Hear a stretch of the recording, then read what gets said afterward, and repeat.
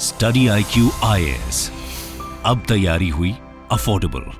नमस्कार दोस्तों, क्या आपने सुना है पिछले हफ्ते आरबीआई के द्वारा अंतर्दृष्टि नाम से कुछ लॉन्च किया गया है। ये आप देख सकते हो, RBI governor launches financial inclusion dashboard अंतर्दृष्टि। तो क्वेश्चन यह है कि अंतर्दृष्टि है क्या एग्जैक्टली आपके एग्जाम में आ सकता है, प्रीलिम्स एग्जाम में पूछ सकता है कि रिसेंटली अंतर्दृष्टि काफी न्यूज में चल रहा था, तो एग्जैक्टली क्या है, किस चीज से रिलेटेड है, तो काफी इंपॉर्टेंट हो जाता है आपके एग्जाम पर्सपेक्टिव से भी और आपके लिए जानना। तो इसको डिटेल से जानेंगे, यहां पर क्या होता है ये सब कुछ मैं आपको बताऊंगा।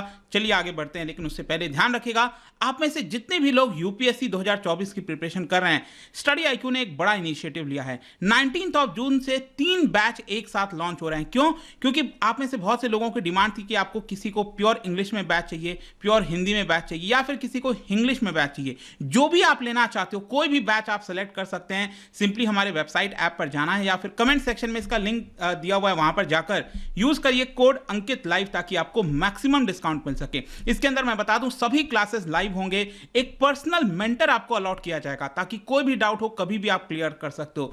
तो काफी इंपॉर्टेंट है, ये बैच लेने के बाद आपको कुछ भी लेने की आवश्यकता नहीं है। टेस्ट सीरीज से लेकर सब कुछ आपको मिलने वाला है, प्रीलिम से लेकर इंटरव्यू तक की पूरी तैयारी। और इसके अलावा अगर आप एमसीक्यूज अटेम्प्ट करना चाहते हैं तो मेरे इंस्टा पेज पर जा सकते हैं, वहां पर स्टोरीज में जितने भी एमसीक्यूज हैं उसको आप अटेम्प्ट कर पाएंगे। चलिए शुरुआत करते हैं, और सबसे पहले तो यहां पर मैं आपको बता दूं अंतर्दृष्टि के पहले कि फाइनेंशियल इंक्लूजन होता क्या है, वो पहले हम कॉन्सेप्ट को समझ लेते हैं ताकि ये टॉपिक समझने में आसानी हो जाए। देखो, फाइनेंशियल इंक्लूजन एक प्रकार का मेथड है जिसके माध्यम से लोगों को बैंकिंग और फाइनेंशियल जो सर्विसेज होती हैं उसकी सुविधाएं पहुंचाई जाती हैं। मतलब कि लोगों को बैंक से जोड़ा जाता है। आपको याद होगा, मोदी सरकार आने के बाद प्रधानमंत्री जन धन योजना लाया गया। इसका मेन मकसद क्या था? गरीब से गरीब व्यक्ति, किसी को भी अगर जीरो अकाउंट बैलेंस खुलवाना है तो वो बैंक में खोल सकता है। तो वो क्या है? बैंकिंग से जोड़ना। और सिर्फ यहां पर बैंक नहीं आता है, फाइनेंशियल इंक्लूजन में कई लोग कंफ्यूज रहते हैं। कई लोग सोचते हैं कि सिर्फ बैंक में अकाउंट खुल गया ये फाइनेंशियल इंक्लूजन हो गया। नहीं, इसके अंदर इंश्योरेंस दिलाना, बहुत सारी चीजें आती हैं। आपको अगर इन्वेस्टमेंट करना है, म्यूचुअल फंड का अकाउंट खोलना है, वो सारी चीजें आपको इसके अंदर देखने को मिलेंगी। इसका मेन मकसद होता है कि सोसाइटी को जो बेसिक फाइनेंशियल सर्विसेज हैं, रिगार्डलेस कि वो गरीब है अमीर है, डजंट मैटर, उन सभी लोगों को ये मिलना चाहिए। इसका मेन फोकस होता है कि फाइनेंशियल जो सोल्यूशन है अंडर प्रिविलेज लोगों के लिए, वहां तक उनको पहुंचाई जाए। फर्दर ये जो टर्म है फाइनेंशियल इंक्लूजन, ये ब्रॉडली डिस्क्राइब करता है जो प्रोविजंस होते हैं सेविंग्स के, लोन सर्विसेज के, पुअर लोगों तक पहुंचाने के लिए और इनएक्सपेंसिव तरीके से। जैसे कि मान लो अगर मैं कहता हूं कि बैंकिंग की सुविधाएं महंगी होंगी, पहले यही होता था ना कि अगर आपको अकाउंट खुलवाना है तो मिनिमम 5,000 10,000 रुपए मेंटेन करने होते थे। आज के डेट में आप जीरो बैलेंस अकाउंट खुलवा सकते हो, तो वो इनएक्सपेंसिव होना चाहिए, ईजी टू यूज फॉर्म में होना चाहिए। इसका अगेन जो मकसद है वो यही है कि पुअर और मार्जिनाइज्ड लोगों तक जो फाइनेंशियल एजुकेशन है, जो मनी की भावना है, उसका बेस्ट यूज कैसे कर सकें, वो सारी चीजें। और आज के डेट में तो इनफैक्ट आप देख ही रहे होगे जिस तरीके से डिजिटल ट्रांजैक्शंस बढ़ रहा है, फाइनेंशियल टेक्नोलॉजी बढ़ रही है, ये काफी तेजी से मदद कर रहा है फाइनेंशियल इंक्लूजन लाने के लिए। लेकिन यहां पर अब मैं टॉपिक पर आता हूं। देखो, हमने बात तो किया कि सरकार कदम ले रही है बहुत सारे, लेकिन कदम लेने के साथ साथ अब क्वेश्चन यह है कि आखिरकार कैसे नापा जाए कि जो फाइनेंशियल इंक्लूजन है वो हमारे देश में एक्चुअल में हो रहा है कि नहीं। जैसे कि मान लो अगर मैं कहता हूं कि भारत में वेस्ट इंडिया है, वेस्टर्न साइड वाला पार्ट, सदर्न साइड वाला, नॉर्थ इंडिया वाला पार्ट, ईस्टर्न वाला पार्ट। अब मैं कहता हूं कि यहां पर चारों दिशाओं में सबसे ज्यादा फाइनेंशियल इंक्लूजन किस साइड है? क्या वो सदर्न साइड है, क्या वो वेस्टर्न साइड है, किस साइड है? वो कैसे नापा जाएगा? और अल्टीमेटली जब तक डेटा नहीं होगा तो पता नहीं चल पाएगा कि फोकस कहां पर करना है। मान लो अगर सदर्न इंडिया में पूरी तरह से फाइनेंशियल इंक्लूजन हो रखा है, तो अब क्वेश्चन यह है कि क्या नॉर्थ ईस्टर्न साइड में हुआ है कि नहीं। तो वहां पर फोकस करने के लिए हमारे पास डेटा होना चाहिए। इसी को ध्यान में रखते हुए आरबीआई की जो गवर्नर है शक्तिकांता दास, उन्होंने लास्ट वीक जो है अंतर्दृष्टि नाम का जो डैशबोर्ड है वो लॉन्च किया।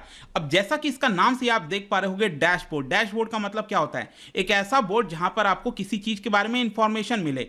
तो ये जो अंतर्दृष्टि वाला डैशबोर्ड होगा वो देश के अंदर जो फाइनेंशियल इंक्लूजन से रिलेटेड डेवलपमेंट हो रहा है उसको ट्रैक करेगा।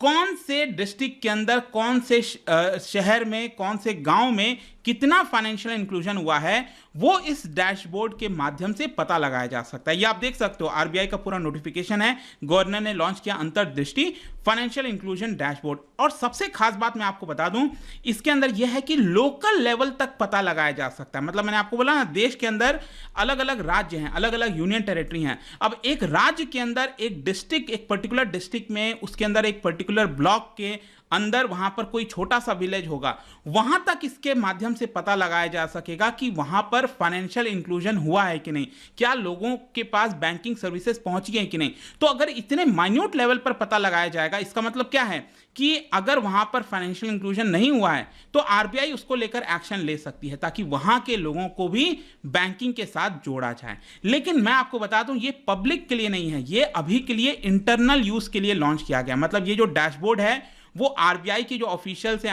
अधिकारी हैं, वो इसका इस्तेमाल कर सकेंगे, वो इसको देख सकेंगे और उसके हिसाब से जो भी पॉलिसी इनिशिएटिव लेना है वो यहां पर लिया जा सकेगा। सो आई होप कि यहां पर आपको चीजें पता लग गई होंगी। और इसके साथ साथ मैं आपको यह भी बता दूं कि आरबीआई ने समय समय पर बहुत सारे ऐसे कदम लिए हैं फाइनेंशियल इंक्लूजन से रिलेटेड। जैसे कि मैं आपको बताऊं, 2021 में भी एक इंडेक्स लॉन्च किया गया था। अगेन इसको ध्यान में रखिएगा, इसका नाम है एफआई इंडेक्स। ठीक है, ये जो एफआई इंडेक्स है ये 2021 में लॉन्च किया गया था और वो बेसिकली क्या करता है कि banking, investment, insurance, postal, pension sector, ये सारी चीजों के बारे में ट्रैक करता रहता है कि उसका प्रोग्रेस क्या हो रहा है देश के अंदर। और इसमें वैल्यू दी जाती है 0 से 100 तक। मतलब अगर किसी चीज की, किसी विलेज के अंदर वैल्यू है 0, मतलब वहां पर फाइनेंशियल एक्सक्लूजन हुआ है, मतलब कोई भी लोग वहां पर बैंकिंग से जुड़े हुए नहीं हैं। अगर वो 100 वैल्यू रखता है, मतलब कि सभी लोग बैंकिंग से जुड़ रखे हैं। ठीक है, इस तरह से होता है। और ये 3 पैमाने पर नापा जाता है, एक्सेस,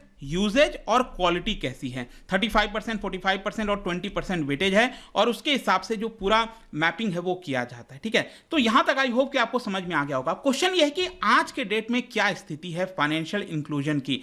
देखो, बताया जाता है कि अंडर दी प्रधानमंत्री जन धन योजना जो लॉन्च किया गया था, उसके हिसाब से 192.1 मिलियन अकाउंट्स ओपन किए गए हैं, विच इज ह्यूज। 192 मिलियन का मतलब हुआ 19 करोड़ अकाउंट बैंकिंग के ये देश के अंदर खोले गए हैं अंडर दी प्रधानमंत्री जन धन योजना। और दोस्तों, मुझे तो याद है कि जब मैं तैयारी करता था यूपीएससी की और उस समय और भी एक्टिविटीज़ करता था, एनजीओ जाना हुआ, ये सारी चीज़ें करना है, तो वहाँ पर मुझे याद है कि मैंने भी इसको लेकर इनिशिएटिव लिया था, क्योंकि उसी समय ये काफ़ी चल रहा था। 2015 की बात है, 15-16 के आसपास। तो उस समय क्या था कि कई लोगों का मैंने भी यहाँ पर अकाउंट खुलवाया था, महिलाओं का स्पेशली, क्योंकि वो महिलाएं कहती थी कि जो सेविंग्स करती हैं, घर में रखती हैं, वो खर्च हो जाता है, या तो उनके लड़के ले लेते हैं, पति ले लेते हैं, तो वो सेव नहीं कर पाती थी।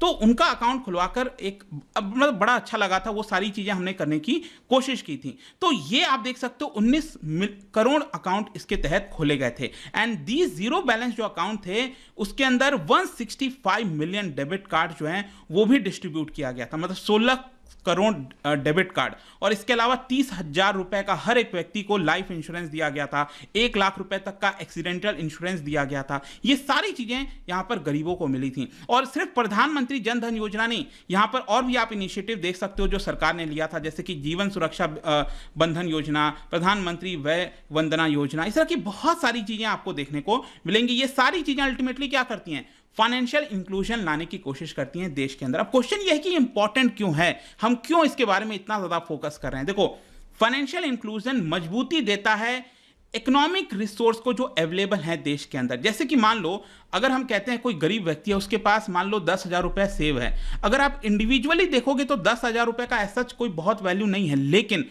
अगर देश में इतने सारे लोग हैं, अगर उन सभी के 10,000, 5,000, किसी के 2,000 रुपए जोड़ दो तो कितना बड़ा यहां पर इकोनॉमिक रिसोर्स जुट सकता है, आप सोच सकते हो ना।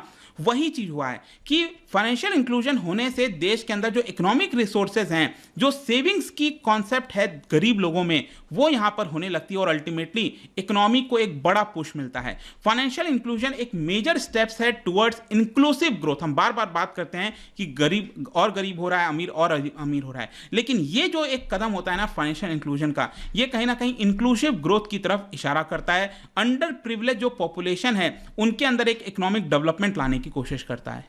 और स्पेशली अगर हम भारत की बात करें तो इफेक्टिव फाइनेंशियल इंक्लूजन बहुत ज्यादा जरूरी है अगर हम कोई गरीब और डिसएडवांटेज लोगों के लिए अपलिफ्ट करना चाहते हैं, उनके इकोनॉमिक जो प्रॉब्लम्स हैं उसको उभारना चाहते हैं और उठाना चाहते हैं, तो कहीं ना कहीं ये फाइनेंशियल इंक्लूजन काफ़ी ज़्यादा मदद करता है। इनफैक्ट मैं आपको बताता हूँ, एक रिसेंटली रिपोर्ट आया था जिसके अंदर बताया गया कि फाइनेंशियल इंक्लूजन की वजह से जो रूरल हाउसहोल्ड्स हैं, जो रूरल एरियाज में, गांव बस्ती में जो हाउसहोल्ड्स हैं, घर हैं, वो और अच्छे से क्लाइमेट रिस्क को रिस्पॉन्ड कर पाते हैं। बेसिकली ये जो स्टडी है वो 9 स्टेट्स में कंडक्ट किया गया था, जिसमें कर्नाटका, उड़ीसा, बिहार, झारखंड, गुजरात, तेलंगाना, ये सभी राज्य आपको देखने को मिलेंगे। तो वहां पर देखने को मिला कि जब लोग सेव करके रखते हैं और अचानक से कोई आपदा आ जाती है, क्लाइमेट रिस्क हो जाता है, तो उस समय उस पैसे वो खर्च कर पाते हैं। तो ये स्टडी में सामने आया था। तो फाइनेंशियल इंक्लूजन होने से आई होप कि आप देख पा रहे होगे कितना ज्यादा फर्क पड़ता है पूरे देश के अंदर और स्पेशली गरीब लोगों में। तो यही पूरा वीडियो था। आई होप कि आपको एकदम डिटेल से समझ में आ गया होगा अंतर्दृष्टि के बारे में,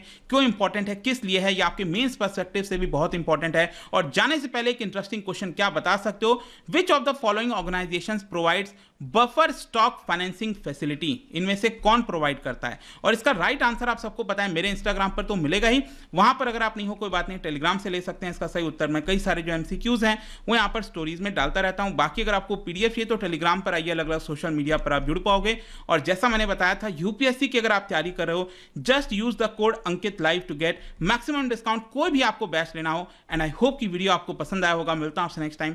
till then, thank you very much, see you soon. Study IQ IAS, अब तैयारी हुई अफोर्डेबल।